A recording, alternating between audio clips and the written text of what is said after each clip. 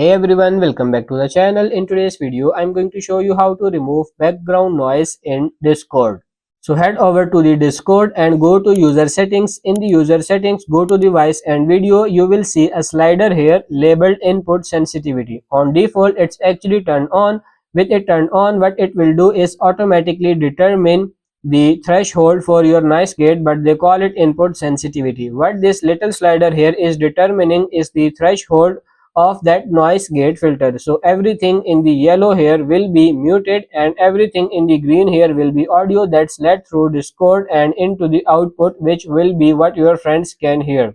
The easiest way to set this up is to turn it off and then just slide it a little bit above the background noise or the air noise or AC fan noise or whatever noise that you have on your microphone, so that it's muted when you are not talking.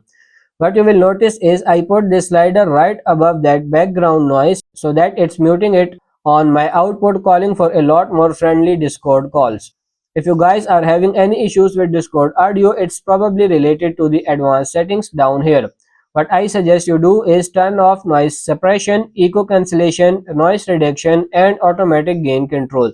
Those settings generally just going to mess up the audio that you have put into Discord. They are not very useful for like 99% of the people that are out there, so just turn them off. You should also make sure both of these turned off as well. Attenuation is going to decrease the volume of applications when you or other people are speaking if you have them turned on. Last thing you can take a look at is switching the audio subsystem over from standard to legacy mode if you are having issue with like statically or crackly sound coming out to your Discord audio. Those Discord audio settings are causing a lot of problems for a lot of people when it comes to muffling your vocals, causing audio issues, glitching, all kinds of stuff. So that's pretty much it for this video. I hope this video was helpful. If it is, like it and subscribe to the channel. Thank you.